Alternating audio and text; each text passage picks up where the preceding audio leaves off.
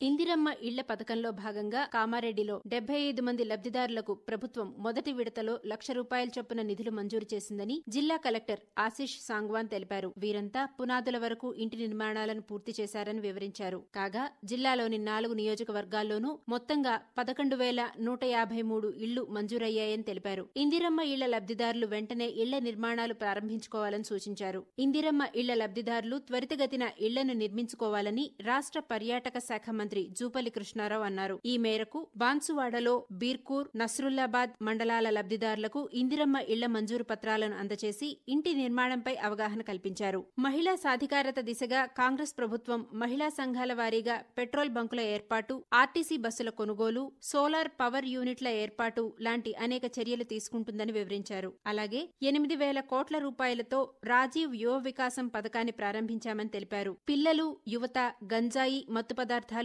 వంటి వాటికి దూరంగా ఉండేలా తల్లిదండ్రులు చూసుకోవాలని సూచించారు. నకిలీ విత్తనాలు అమ్మిన వారిపై చట్ట ప్రకారం కఠిన చర్యలు తీసుకోవాలని కామారెడ్డి జిల్లా కలెక్టర్ ఆశిష్ సాంగ్వాన్ సంబంధిత అధికారులను ఆదేశించారు. ఈ మేరకు జిల్లాలో నకిలీ విత్తనాల నివారణ కార్యక్రమంలో భాగంగా వ్యవసాయ, పోలీస్ శాఖలతో సమావేశం నిర్వహించారు. ఇందులో భాగంగా జిల్లా వ్యాప్తంగా 5 టాస్క్ ఫోర్స్ టీంలను ఏర్పాటు చేశామని, నకిలీ విత్తనాలపై 8977746219 నంబర్కు ఫోన్ చేసి సమాచారం అందించాలని సూచించారు. పోగొట్టుకున్న మొబైల్ ఫోన్ల రికవరీలో రాష్ట్రంలోని పోలీస్ కమిషనరేట్లను మినహాయిస్తే కామారెడ్డి జిల్లా ప్రథమ స్థానంలో నిలిచిందని జిల్లా పోలీస్ సూపరింటెండెంట్ రాజేష్ చంద్ర తెలిపారు. సెల్ ఫోన్ పోయినా, చోరీకి గురైనా ఆందోళన చెందవద్దని, సీఈఐఆర్ ద్వారా తిరిగి పొందవచ్చని సూచించారు.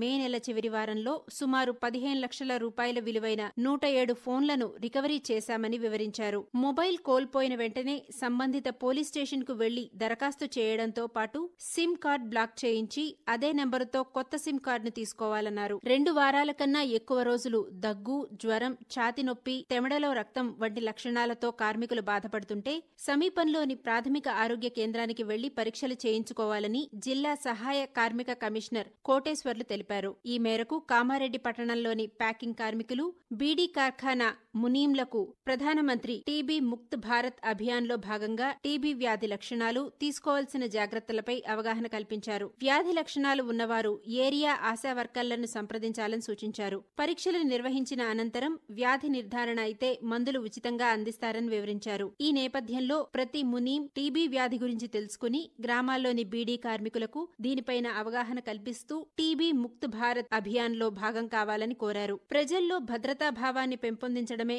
పోలీస్ శాఖ ప్రధాన లక్ష్యమని డీజీపీ జితేందర్ అన్నారు. ఈ మేరకు జిల్లా పోలీస్ సూపరింటెండెంట్ కార్యాలయాన్ని పరిశీలించి జిల్లా పోలీస్ అధికారులతో సమీక్షా సమావేశాన్ని నిర్వహించారు. ప్రతి కేసులో సమర్థవంతమైన, నిష్పక్షపాత దర్యాప్తు జరిపి బాధితులకు న్యాయం జరిగేలా చర్యలు తీసుకున్నప్పుడే ప్రజల్లో నమ్మకాన్ని పెంపొందించవచ్చని తెలిపారు. రోడ్డు ప్రమాదాల నియంత్రణకు జాతీయ రహదారుల ప్రాధికార సంస్థ, రాష్ట్ర రవాణా శాఖ అధికారులతో సమన్వయం చేసుకుంటూ శాంతి భద్రతలు కాపాడేందుకు జిల్లా పోలీసులు తీసుకుంటున్న చర్యలు, సైబర్ నేరాల పట్ల ప్రజల్లో అవగాహన పెంచేందుకు ఏర్పాటు చేసిన కార్యక్రమాలు ప్రశంసనీయమని కొనియాడారు. ఆర్ఎంపీ, పీఎంపీ వైద్యులు అర్హతకు మించి చికిత్సలు చేస్తే కఠిన చర్యలు తీసుకుంటామని తెలంగాణ మెడికల్ కౌన్సిల్ విజిలెన్స్ అధికారి రాకేష్ హెచ్చరించారు. ఈ మేరకు గాంధారి మండల కేంద్రంలోని ప్రాథమిక చికిత్సా కేంద్రాల్లో ఆకస్మిక తనిఖీలు నిర్వహించారు. ప్రథమ చికిత్స మాత్రమే చేయాల్సిన మెడికల్ ప్రాక్టీషనర్లు బెడ్లు ఏర్పాటు చేసి అర్హతకు మించి ఇంజెక్షన్లు, సెలైన్లు అందిస్తూ చికిత్స చేయడాన్ని గుర్తించి పోలీసులకు ఫిర్యాదు చేశారు.